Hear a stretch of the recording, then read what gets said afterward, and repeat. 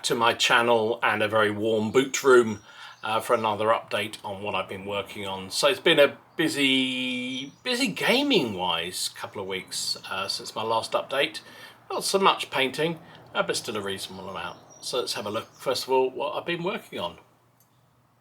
So first up, I suspect this box set from Warlords is probably the most boring kit, or boring set of figures that they do. That said, it's dead easy to paint, which is kind of it's very easy to assemble and very easy to paint. So this is a unit of Prussian landwehr for the Napoleonic period. Yeah, I mean they're just I don't know, there's something about them. I mean, the fact they're all in exactly the same pose. Now that said, there are a lot of variations in their legs. There's some with boots, some without boots, some with clogs, some with bandaged feet. You know, the heads as well you can change. There's bearded ones, guys with bandages. There's some with spectacles on and various other facial things. So there is actually surprisingly quite a lot of variation you can create with these figures. It's just they look identical when you rank them up. But that said, you know, they're a useful unit on the table for your Prussian Napoleonic army, and they don't take an awful lot of time, excuse me, to paint up. There's a lot of debate on whether landwehr carried standards at all, but standards are cool. They don't do one in these kits. You get these two, a drummer boy and an officer in metal. Everything else is plastic, but there's no standard bearer. But that said, it's even a sort of distinctly average model like me can convert these figures very easily by cutting away the old musket and using a rod or something similar to put in there, which is what I've done with this guy. I've also done it on another one that I'll show you in a minute. Very simple conversion, and actually works quite effectively to have a standard on the unit, and yeah, standards make a big difference on the table, so that's why I've done it. So this is, which unit is it? I'm going to have to look it up, put my hand in front of the camera, sorry. This is the East Prussian landwehr, and you know, it does what it says on the tin. It's a unit of Prussian landwehr. Slightly odd, you get 26 figures in this box. Most units for black powder are only 24, and you get the extra man, and then the other man that I've converted into a standard bearer. So there you go, that's done. So here's the additional figure, the 26th man. So I again cut away his musket and put in place a standard so that he can be part of this command base. Now the other three figures are metals from North Star. They're actually part of the Silver Bayonets range. As people who followed the channel will know, and also the PCP will know, I was very excited about the Silver Bayonets game. It's a sort of Napoleonic fantasy game, so I just thought it was a skirmish game, and I thought it'd be quite fun to do. So I bought some of the early waves, the first two waves, I think, of figures, and then I kind of, a bit of common sense hit me one day, and I thought, I'm just never going to play it. I'm really not going to play it. People down the club aren't really into the fantasy stuff particularly, or certainly not the guys I play with regularly, and I just thought I've got too many things on, so I sold everything except the Prussians, which I just discovered the other day were in another box, unpainted, and I thought, well, rather than just selling them, because the rest had been painted up and I sold them, I got a good price for them actually.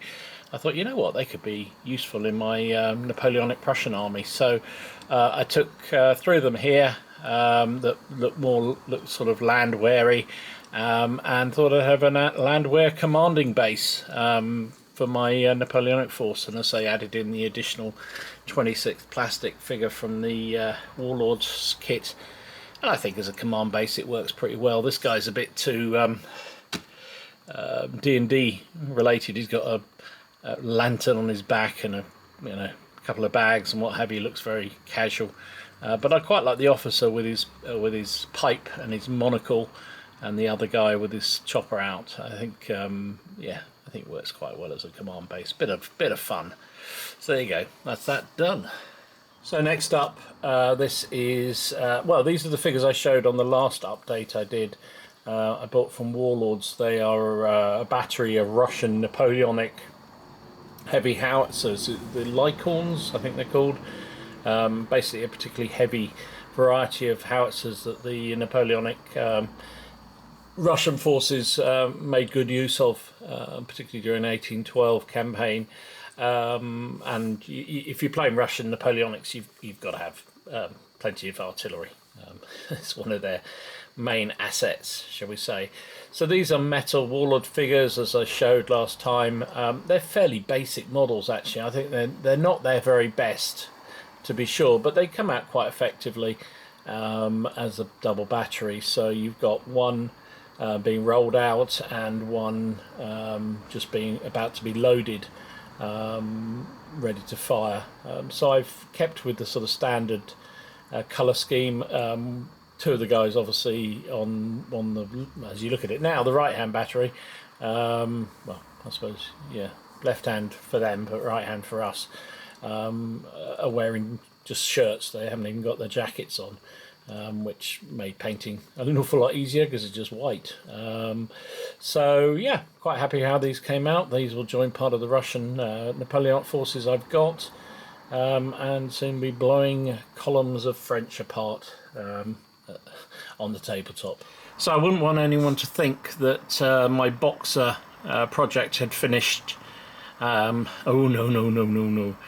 No, well, it has largely, to be fair. I've got a few more Western forces to paint up, but Paul at the Farnborough Wargaming Club gave me a box of Wargames Foundry Chinese jingles that he didn't need anymore. I think he'd got them for a project or something, and decided to go 15mm rather than 28mm.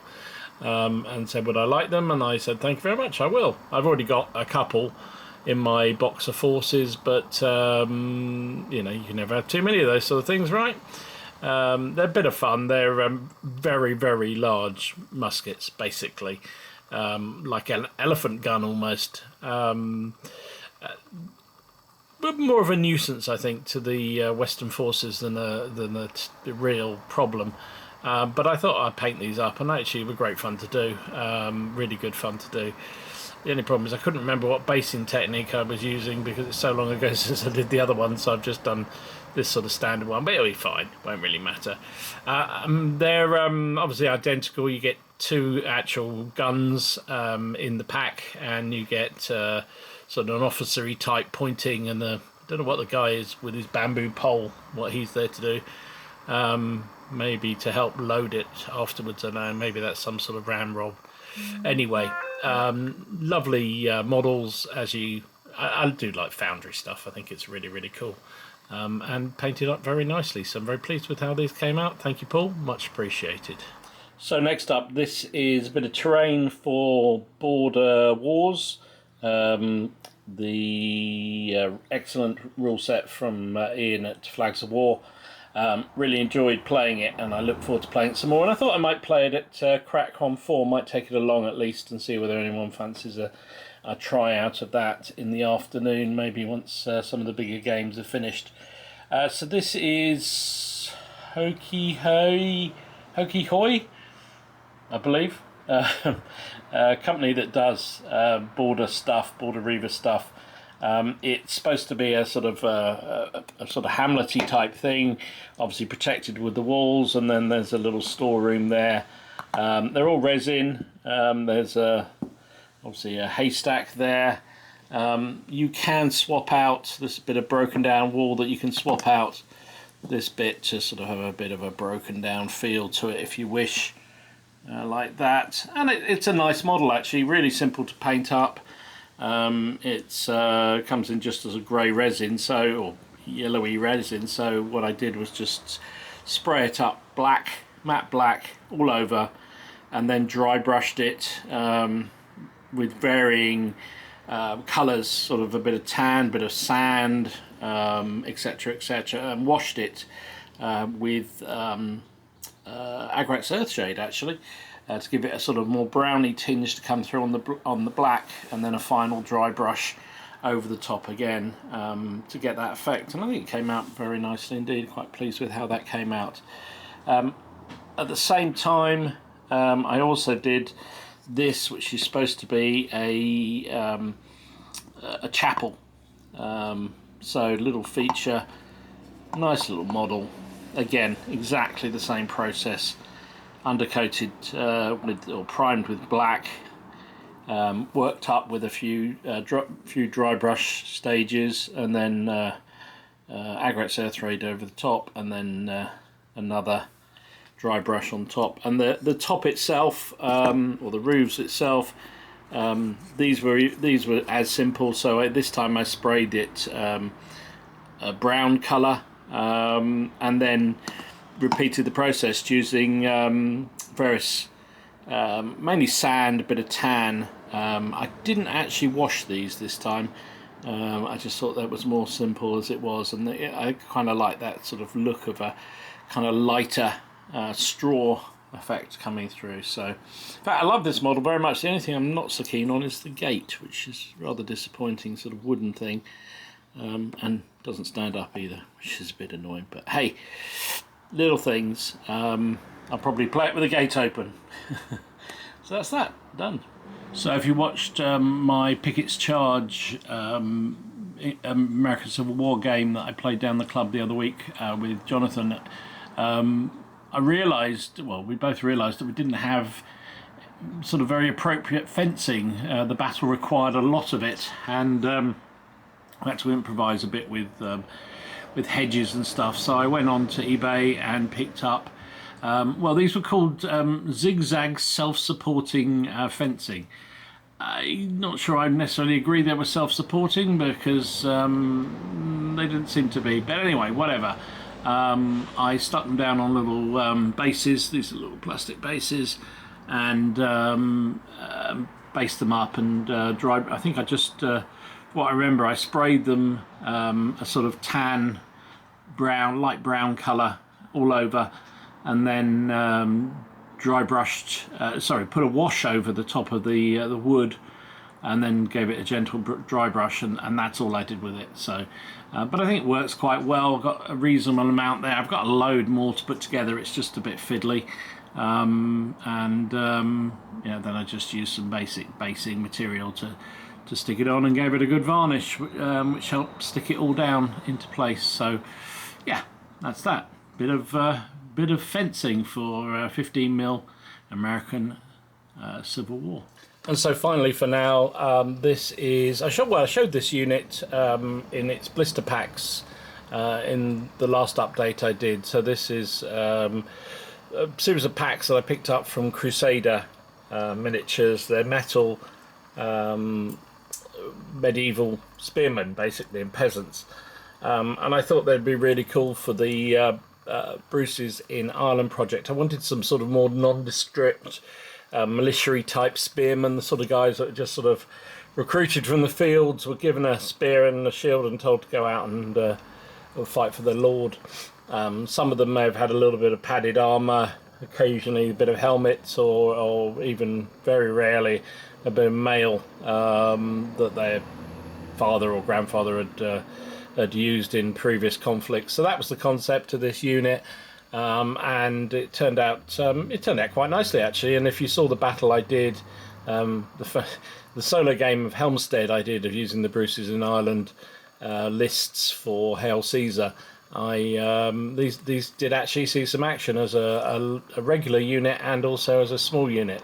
And they stood up pretty well, actually, for a first game out of the box after being painted.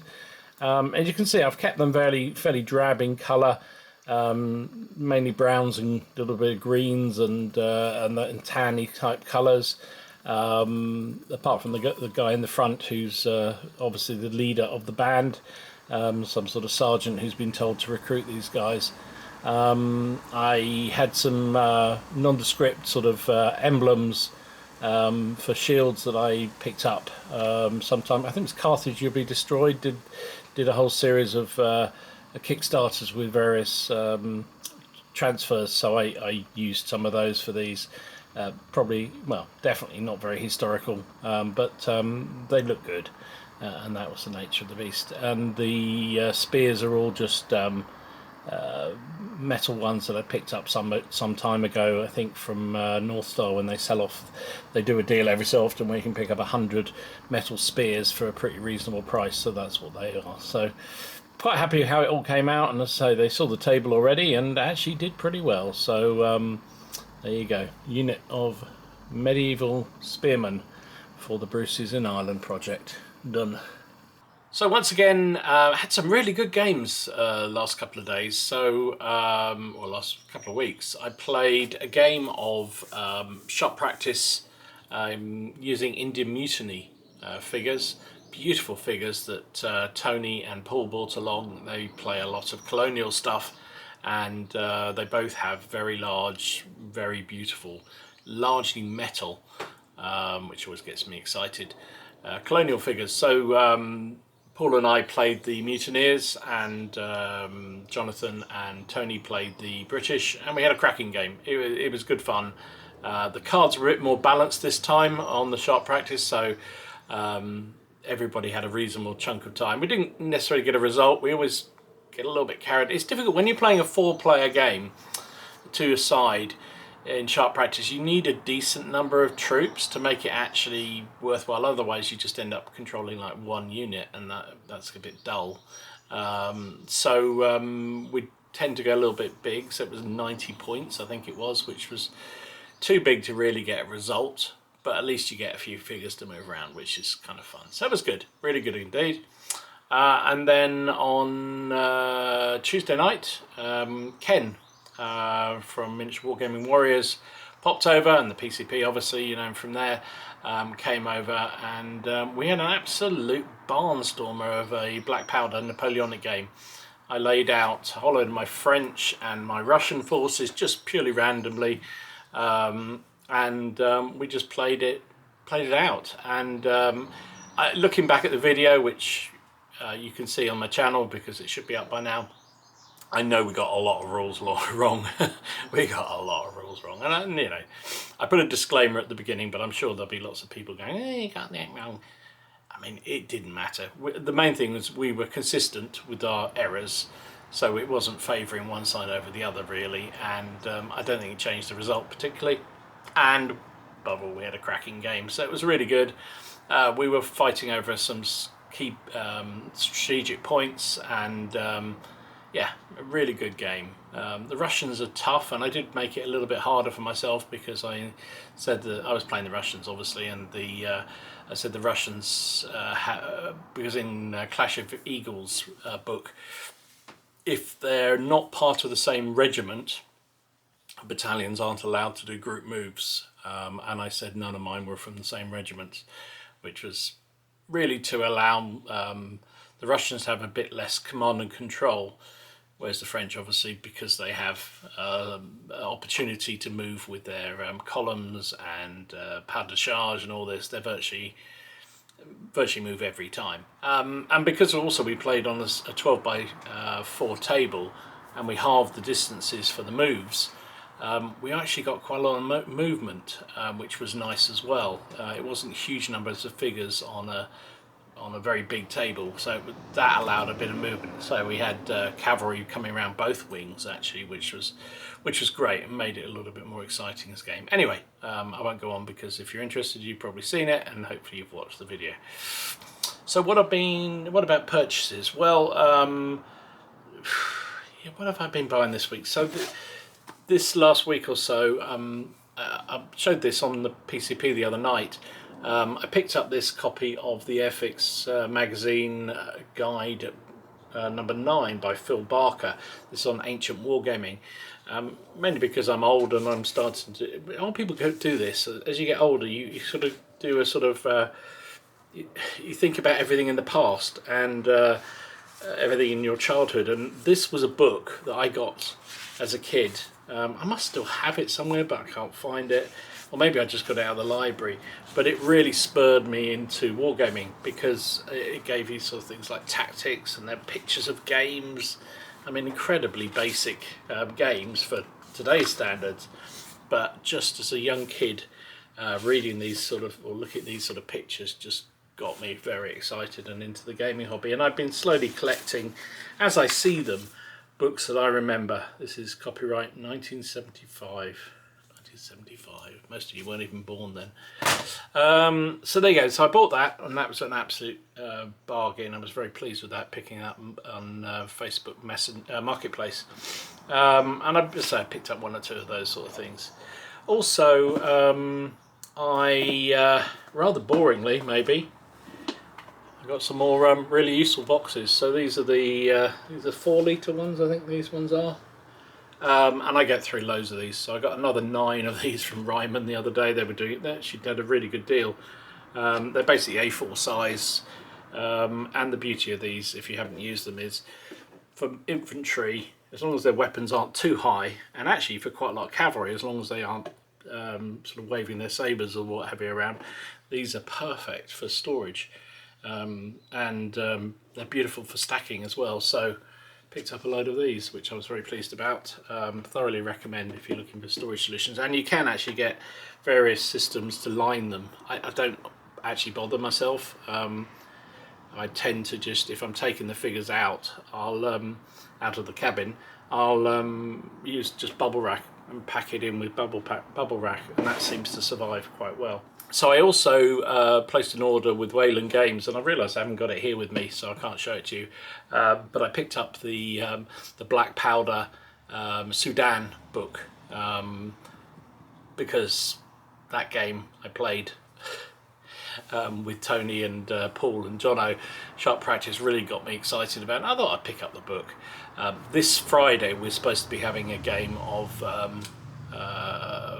actually saying that this Friday, I don't know when I'm going to post this video, but Friday we're supposed to be having a game of Black Powder Colonial. So I thought I'd pick up the supplement just to see what it was about. And it's those Black Powder supplements, like all the Pike and Shot ones, the Hell Season ones, are actually pretty good reads anyway. So I picked that up, and at the same time, because while you're there you might as well get a few other bits and bobs. I picked up some Prussian landwehr cavalry from Warlords. I've got some of these already. They're made with Warlord resin, which actually I don't dislike. I know some people are vehemently against. I mean, I'm not massively into resin or plastic. I prefer metal. My only issue with these is the lances are really wibbly wobbly, so I'm not so keen on them. But if I feel really brave, I might cut them out, or I might just suck it up and use them anyway. But I wanted another regiment of landwehr cavalry for the Prussian army that I've got, and also I thought I might try some of these. So these are the Belgian line infantry from Warlords. This is the new one that they brought out. You get 24, again, Warlord resin, Belgian infantry, line infantry. I've got some metal ones that I picked up on eBay some time ago. I also picked up some rather nice, not badly painted Dutch-Belgian artillery. So I thought, well, I might as well build a small brigade for Black Powder of Dutch Belgians. The other thing I was most excited about, I picked up. Now, if you've seen my battle reports, the last couple for sure, you'll have seen the buildings that I use in that. These were buildings that I can't remember who recommended. I think it might have been JP talked about them on one of his videos. It's Napoleonic Games, and every so often I've been picking them up. These are the Conflicts pre-painted buildings.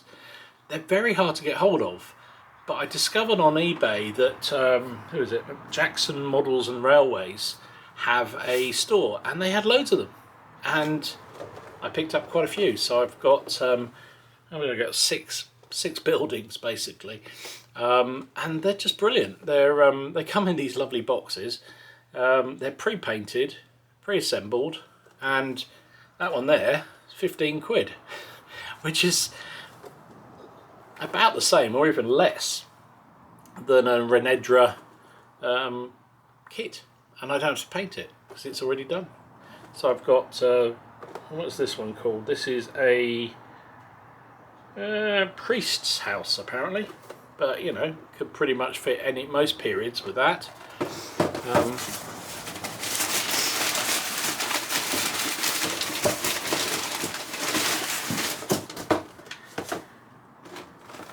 There's a second priest's house, because why not? They were, let's say that was actually, these were 13 quid, priest's houses.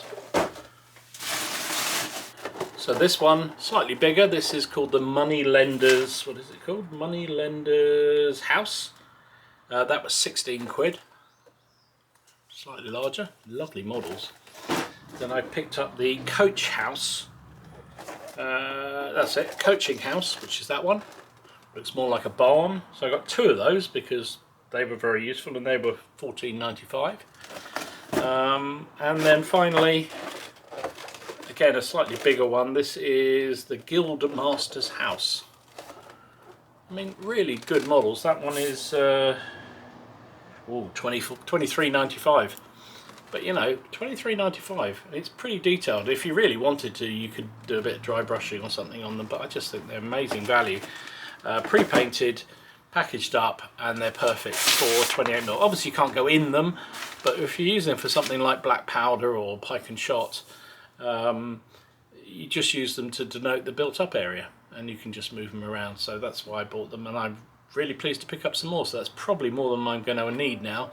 That's that. So there you go. That's what I've been buying. That's what I've been gaming, and that's what I've been painting. So I hope you enjoyed it. If you did, please give it a like. I'm away for a week, off to Turkey actually with the family, which I'm really looking forward to.